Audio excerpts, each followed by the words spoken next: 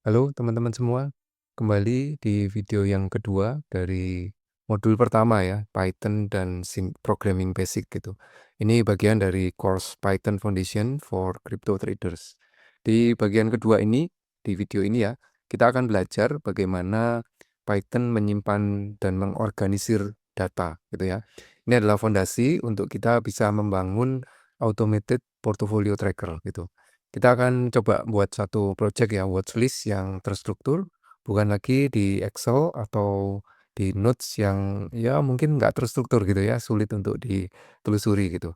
Nah, harapannya setelah video ini ya, teman-teman bisa organize semua holding, semua apa yang aset atau portofolio yang ada dalam struktur data yang rapi, gitu ya, yang mudah diakses dan siap untuk automated analysis gitu ya.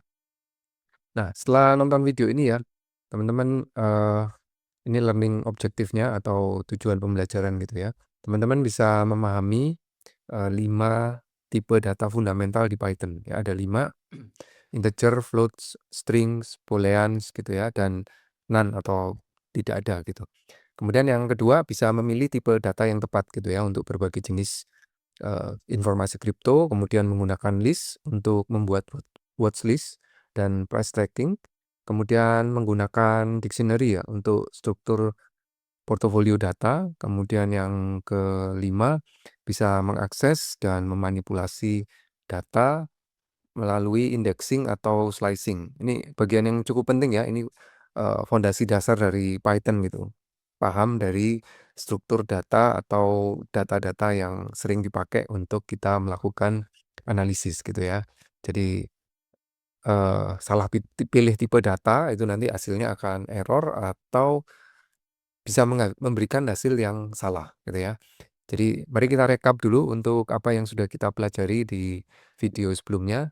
Nanti kita lihat ya, apa yang perlu ditambahkan di video ini dari video yang sebelumnya.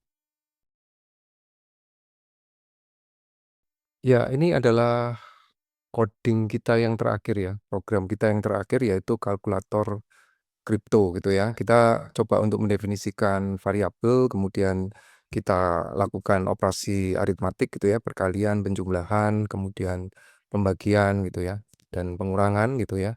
Nah, tapi ada masalah gitu di kode kita karena kode kita ini sangat basic, sangat dasar gitu ya. Maka ketika gitu ya, kita punya 10 atau 20 coins gitu ya, kita perlu cara yang lebih smart gitu untuk mengorganize data kita gitu ya. Nggak mungkin kita mengetikkan 10 variabel, amount, 10 variabel price gitu. Itu akan tidak efisien gitu ya, sehingga kita, butuh cara yang lebih baik gitu. Nah, di bagian ini kita akan belajar tentang tipe data gitu ya. Kita mulai dengan 5 tipe data dari Python. Yang pertama adalah tipe data integer atau bilangan bulat gitu ya. Bilangan bulat ini atau whole numbers ini adalah bilangan yang nggak bisa pecahan gitu, nggak bisa pecahan. Contohnya apa? Contohnya misalnya portfolio size gitu ya, portfolio size sama dengan 10 gitu. Jadi kalau kita punya portofolio, nggak bisa kita cuman bilangnya, "Saya punya setengah portofolio," atau 2/4 portofolio, nggak bisa. Nah, dalam dalam kasus yang seperti ini, eee, kita menggunakan tipe data integer gitu, portfolio size atau misalnya trade count ya. Trade count sama dengan 50 misalnya, ada 50 kali trade. Trade juga sama. Ini adalah whole number, kita nggak bisa membaginya menjadi pecahan gitu ya. Misalnya trade count-nya 20,5 kali gitu, koma limanya itu apa gitu ya. Jadi ini adalah whole number. Jadi kalau misalnya, teman-teman mau tahu gitu ya, ini tipe datanya apa, kita bisa memberikan, print type tipe data variabelnya kita masukkan misalnya trade count, gini, kita akan mendapatkan nama int atau integer ya. Artinya tipe data ini akan diperlakukan oleh Python sebagai tipe data bilangan bulat gitu. Tipe data yang kedua adalah tipe data float ya. Float itu adalah bilangan pecahan ya, decimal number. Kita bisa mendefinisikan bilangan yang pecahan, misalnya BTC amount ya. Jarang sekali orang yang punya BTC amount dalam bentuk bilangan bulat gitu ya. Misalnya BTC amount-nya adalah 0,12 gitu ya, atau 0,126 gitu ya. Ini adalah, eee, dalam kasus ini kita menggunakan bilangan pecahan gitu ya, atau floats gitu, atau ETH price gitu.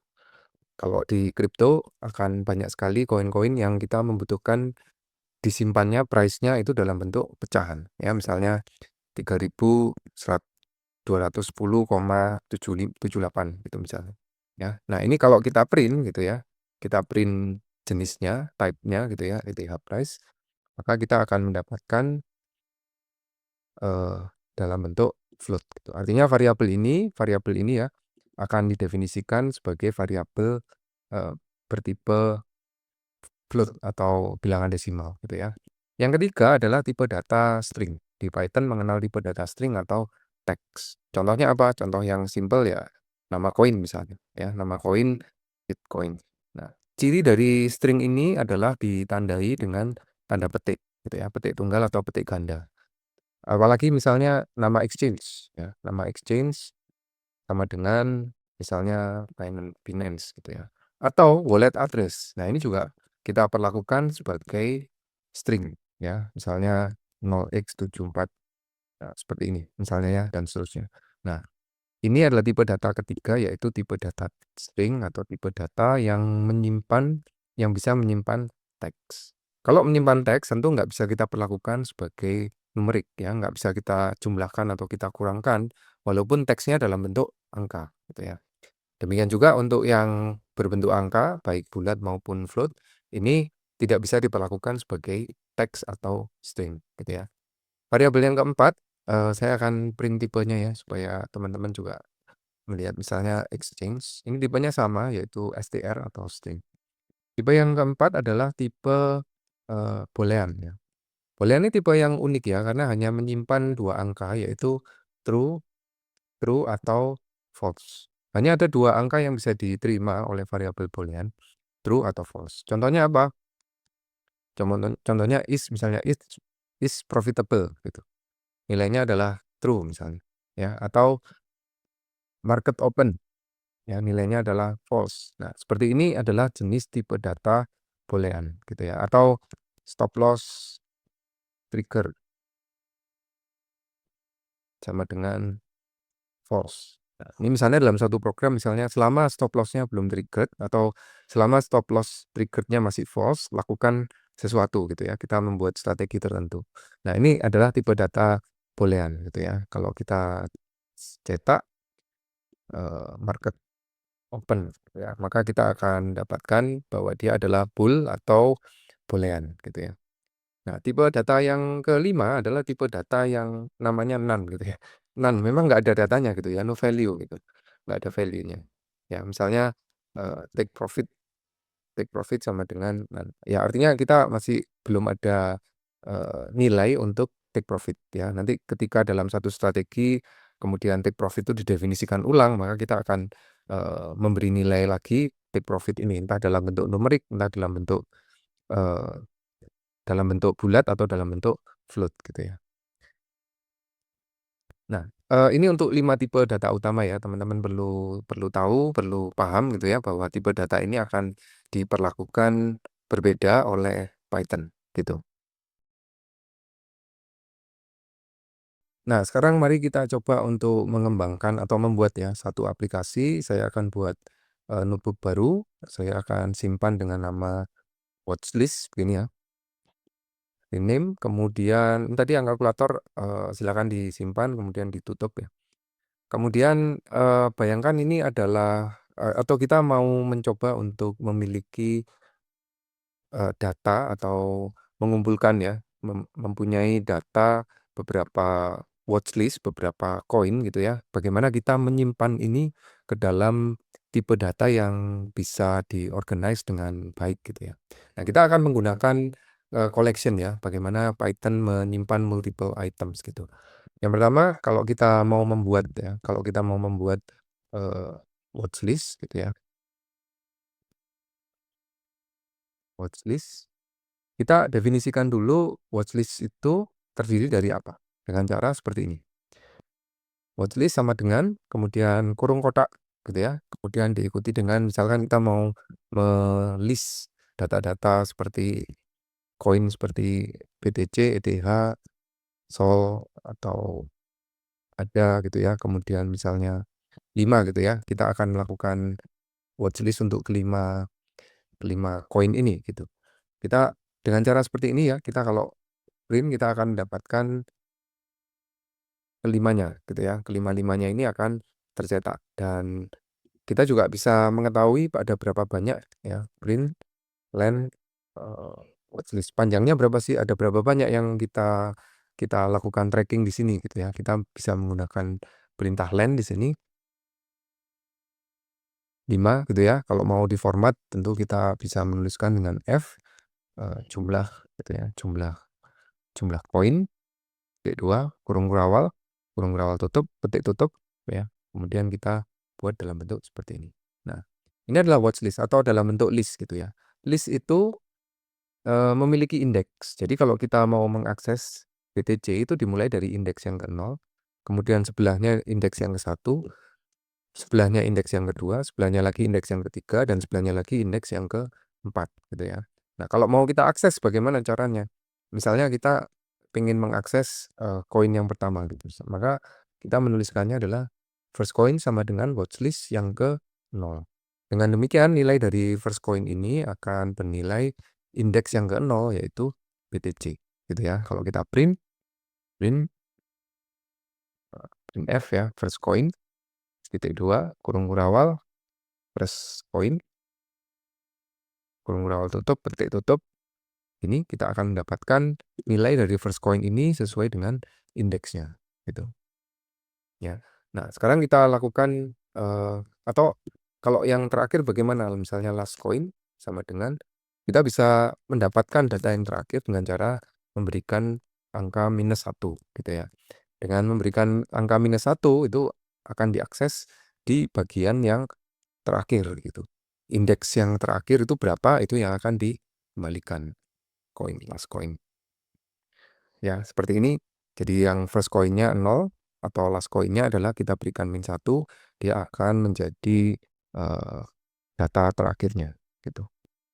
Nah, mari kita lanjutkan dengan model berikutnya ya, model berikutnya. Oke, misalkan kita mau melakukan pelacakan harga gitu ya, BTC prices. Kita bisa definisikan gitu ya. Kita misalnya harga BTC per hari atau per minggu gitu ya. Misalnya saya definisikan di sini 101.000, kemudian 105.000, kemudian 108.000, 109.000 gitu ya. Kemudian turun 102.500 ya. Kemudian turun 99.000 ini ya. Nah, kita bisa melakukan menyimpan sekaligus banyak data seperti ini dalam bentuk list ya. Ini adalah list sesuai yang tadi, ini adalah indeks yang ke-0, indeks yang ke-1, indeks yang kedua dan seterusnya ya. Nah, kalau misalnya kita butuh untuk melihat rata-ratanya gitu ya, average price-nya, maka kita bisa melakukan beberapa fungsi langsung, misalnya melakukan sum pada BTC prices, kita bagi dengan panjangnya gitu. Kalau mau mendapatkan panjang bagaimana? Kita bisa pakai len gitu ya, len BTC prices. Maka ketika kita print gitu ya, kita pakai printf format, harga rata-rata adalah average ini. Kalau mau dipisahkan ribuan maka kita berikan titik 2, koma begini. Maka kita akan mendapatkan harga rata-rata 103,0. Mungkin saya tambahkan 2 angka di belakang koma gitu. Maka harga rata-ratanya adalah 103.300 gitu ya. Kalau mau mendapatkan harga tertinggi bagaimana? Kita bisa mendapatkan dengan nama, kita buat variabel highest gitu ya. Highest sama dengan maksimum dari BTC prices ya. Nyatanya saya letakkan di bawah semua harga tertinggi ya. Kita mendapatkan di variabel, kita taruh di variabel highest. Kalau untuk lowest, kira-kira teman-teman bisa menduga nama fungsinya. Kalau ada max, maka nama fungsinya untuk minimum adalah min gitu ya, BTC prices. Harga tertinggi, harga terendah, highest, lowest gitu ya. Kalau saya jalankan, saya akan mendapatkan harga tertinggi didapatkan dari maksimum di data list ini, dan harga terendah juga didapatkan melalui fungsi min gitu ya. range-nya berapa, kalau mau ngitung range-nya tinggal misalnya highest, range harganya misalnya highest dikurangi lowest gitu ya. Nanti kalau dicetak kita bisa mendapatkan range harga ada pada variabel range. Ini ya range harganya 10.000 ya, tepat 109.000 dikurangi 99.000. Oke, lanjut dengan operasi list ya, list operation ya. List yang kita buat ini ya, misalnya kita punya list, watch list tadi ya, watch list-nya misalnya saya perbarui ya, BTC, kemudian ETH, kemudian SOL gini ya, ini watch list-nya. Lalu kita, somehow ingin menambahkan atau ada satu lagi yang ada satu koin lagi yang perlu kita masukkan ke dalam watch list kita ini. Yang kita lakukan adalah kita bisa menambahkan watchlist titik happen gitu ya. Yang mau kita happen apa? Yang mau kita happen misalnya link gitu ya.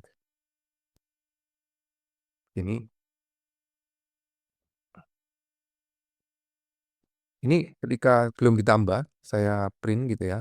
Ketika belum ditambah saya print ada 3. Setelah dilakukan, happen gitu ya, setelah dilakukan happen maka watchlist ini akan bertambah sesuai dengan apa yang ditambahkan di sini. Nah, kalau mau menghapus gitu ya, kita juga bisa pakai nah, pakai remove ya, watchlist titik remove misalnya mau menghapus untuk SOL. Gini ya, saya kalau, cetak watchlist-nya sekarang maka SOL itu akan dihapus sehingga tinggal 3 saja, gitu ya. Nah, kalau kita mau cetak gitu ya, kalau kita mau cetak kita bisa melakukan dengan menggunakan operasi yang namanya operasi slicing gitu. Misalnya top 3 gitu ya, top 3 sama dengan, watchlist dari 0 sampai 3 ini ya. Misalkan ini saya tambah lagi ya, saya tambah untuk saya open lagi beberapa koin ada, kemudian AVAX gini ya. Nah, kemudian saya lihat atau saya buat atau saya pilih top 3-nya gitu ya. Top 3-nya saya bisa print misalnya F gitu ya. Top 3 titik 2 top 3 titik tutup kurung tutup ini. Nah, top 3-nya adalah yang diambil dari 3 yang teratas gitu ya. 3 teratas yaitu ETH. Eh, isi sebenarnya kalau kita lihat isi sebenarnya ada 5 gitu ya. Karena ini adalah operasi dari list gitu ya. Kita bisa open, bisa remove, bisa melihat dengan menggunakan slicing dari 0 sampai 2 ya, bukan sampai dengan 3 ya, tapi sampai 0, 1, 2 gitu ya. Karena itu model pengindekan dari Python itu akhir -1 gitu. Jadi 3 -1 2 0 1 2 gitu. Nah, setelah memahami tentang list gitu ya, teman-teman memang butuh praktis ya, butuh latihan ya untuk bisa memahami betul tentang, tipe data ini gitu ya. Ini list, nah berikutnya adalah tipe data yang lebih powerful yaitu dictionaries ya. Dictionaries ini, strukturnya jauh lebih bagus, lebih powerful gitu ya, daripada hanya sekedar list. Misal ya, contoh untuk dictionary gitu ya, misalnya BTC Holding sama dengan kurung kurawal buka, kurung kurawal buka. Nah, kita bisa mendefinisikan, indeksnya. Kalau di list itu indeksnya adalah 0, 1, 2 gitu ya. Maka kalau di dictionary itu kita bisa mendefinisikan indeks ini dengan nama tersendiri ya, simbol sama titik 2 gitu. Kita beri nama, simbolnya adalah BTC gitu. Saya kepencet shift enter ya, jadi di run tapi terus akhirnya error gitu. Simbolnya BTC. Saya kurung kurawal tutup dulu. Kemudian kita misalnya definisikan kita punya amount sebanyak 0,5 gitu ya. Dipisahkan dengan tanda koma, koma. Kemudian buy price-nya, waktu membeli gitu ya. Waktu membeli ini harganya let's say katakan 95.000. Kemudian current price harga saat ini misalnya 98.000 misalnya ya. Nah, seperti ini. Ini adalah tipe data dictionary ya, tipe data dictionary atau ya, yang strukturnya lebih jelas gitu. Yang ini disebut key atau kuncinya atau indeksnya, yang ini adalah value-nya gitu ya, value-nya. Nah, kalau kita mau cetak gitu ya, kita mau akses data dictionaries ini, kita bisa melakukan printf. Nah, kita mau mencetak apa? Misalnya mencetak simbolnya gitu ya. Kalau mencetak simbol maka BTC Holding kemudian diikuti dengan kunci atau key atau indeksnya dia. Begini ya, kita akan mendapatkan BTC. Kalau kita mau mendapatkan misalkan amount-nya gitu ya, amount-nya maka kita ubah simbolnya menjadi amount seperti ini. Demikian juga untuk buy price-nya gitu ya. Buy price kita bisa akses untuk indeksnya yaitu buy price. Yang kita akses adalah apa? Yang kita akses adalah key-nya. Bandingkan dengan list yang diakses adalah indeksnya gitu ya. Yang diakses adalah indeksnya. Mana mengakses indeks? Ini ya, mengakses indeksnya ke 0 ke 1. Tapi kalau untuk dictionary kita bisa mengakses simbolnya. Cara deklarasinya adalah seperti ini ya. Kita definisikan key dan dipasangkan dengan value-nya. Value itu apa? Itu bisa tipe data apa aja. Kita bisa tipe data string, bisa tipe data float ya. Bisa juga tipe data none gitu ya. Kita masih belum tahu current price saat ini. Mungkin nanti waktu narik database secara real time dari exchange tertentu baru kita isi di sini. Bisa juga gitu ya. Nah, oke, kalau misalnya ini kita jalankan, kita akan mendapatkan tampilan seperti ini ya. Nah, misalkan kita isi 98.000 gitu ya untuk current price-nya. Lalu kita mau ngitung profit and loss-nya gitu ya. Bagaimana caranya kita bisa mendapatkan profit atau loss gitu ya dari informasi current price dan buy price ini. Ya, kita bisa siapkan ya misalnya initial value-nya adalah BTC Holding dari BTC Holding amount sekian gitu ya dikali dengan BTC Holding dari buy price-nya. Buy price begini. Ya, kemudian current value-nya, value saat ini adalah amount-nya ya yang dipegang saat ini berapa ya dikali dengan current price gitu. Current price seperti ini. Maka untuk mendapatkan profit and loss adalah current price-nya, current value-nya dikurangi dengan initial value. Ya, kita mendapatkan profit and loss. Kalau mau ngitung persentase dari profit and loss-nya, PNL persen itu adalah harga PNL-nya gitu ya, dibagi dengan initial value dikali dengan 100 untuk mendapatkan nilai persen gitu. Nah, kita tinggal print gitu ya, kita formatting profit and loss-nya adalah kurung kurawal buka gitu ya, PNL kita format ya, koma, titik 2 F gitu. Atau dengan persentase, kalau dalam bentuk persen maka persentasenya adalah persen, kurung kurawal tutup, dalam bentuk persen, ditambah persen, petik tutup, kemudian kurung, ini. Ya, maka kita akan mendapatkan ada yang salah di oh ya, ini typo ya, ada typonya initial ini ya, initial value.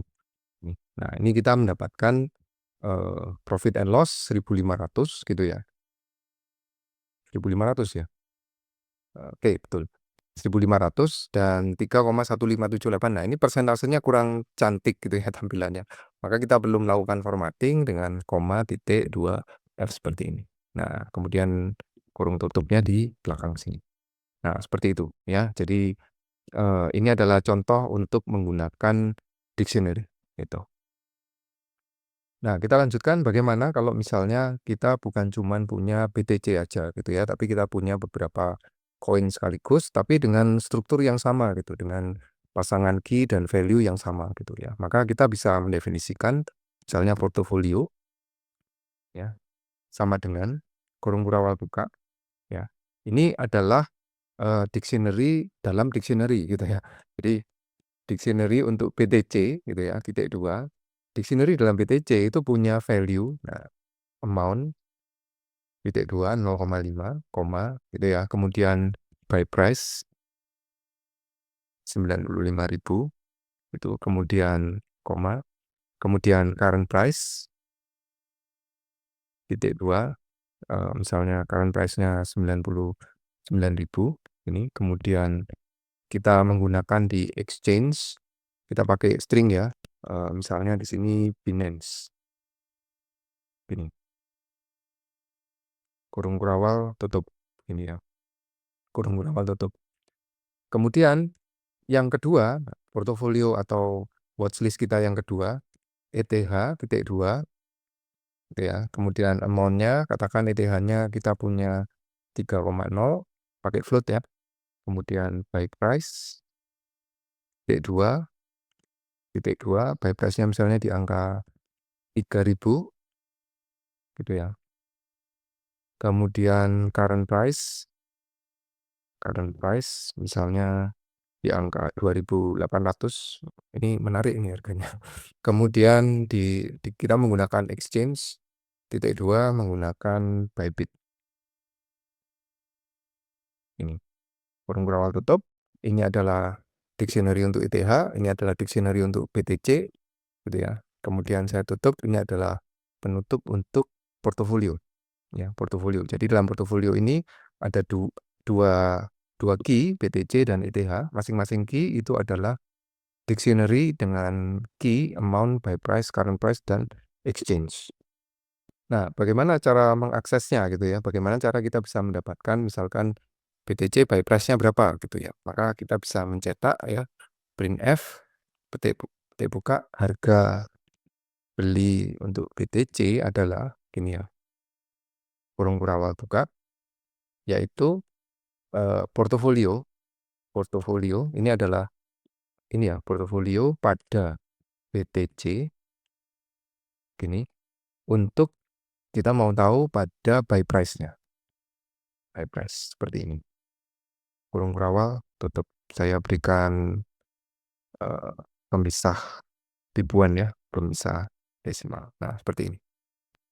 Ya, ini kita mengakses harga BTC pada harga beli pada portofolio kita yaitu BTC. Ya, kalau kita mau mengakses current price dari ETH berapa gitu ya. Current price ETH adalah portofolio dari kita, ETH gitu. Kemudian kita ambil untuk current price ini. Nah, kita akan mendapatkan harga dari ETH. Nah, kalau mau kita cetak semua gitu ya, let's say katakan kita punya 10 gitu ya, 10 koin di exchange yang berbeda-beda dengan buy price yang berbeda-beda, kemudian amount yang berbeda-beda. Bagaimana kita mau mencetaknya gitu dalam satu sekali gitu ya. Kalau mau dicetak satu-satu seperti ini tentu bisa gitu, tapi tentu nggak praktis.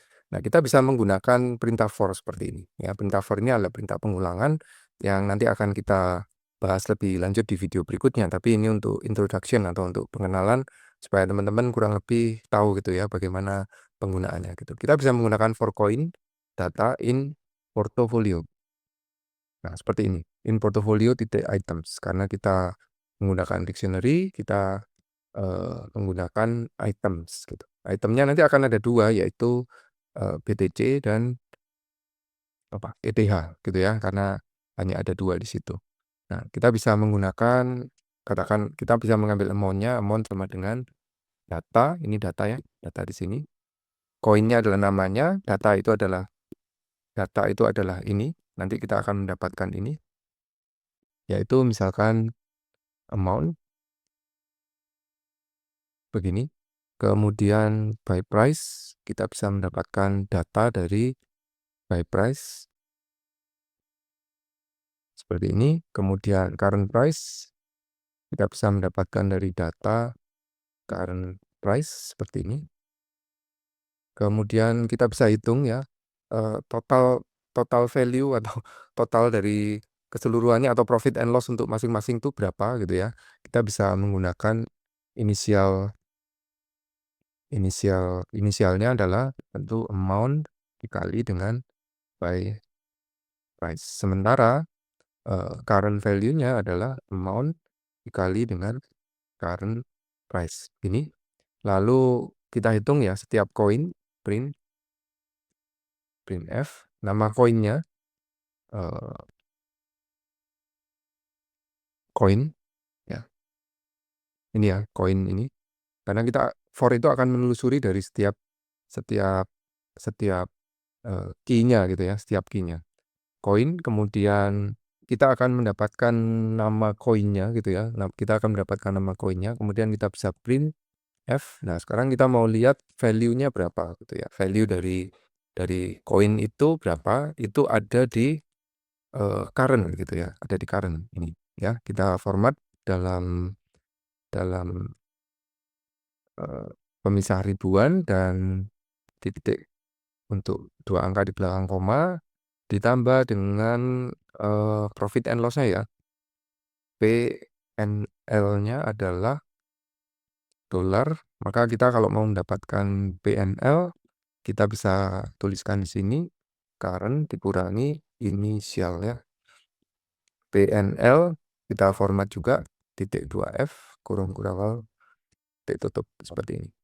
Kita jalankan, kita lihat ya. Ya, PTC value-nya sekarang 49.000, PNL-nya 2.000, ETH-nya value 8.400, PNL-nya minus 600 ya. Misalkan kita mau nambah ya, katakan di sini kita mau nambah koin lagi gitu, misalnya SOL gitu ya, atau XRP, kita definisikan amount-nya kurang koma, diberi koma ya, kalau masih belum selesai diberi koma. Amount-nya adalah misalnya kita memiliki 2000 XRP dengan buy price di harga 2,2, kemudian current price ada di harga 2,0 gitu misalnya ya. Current price. Lalu exchange-nya adalah misalnya di Bybit Kucoin misalnya. Ini kita tutup kurung kurawal untuk XRP ya. Ini kita jalankan dulu.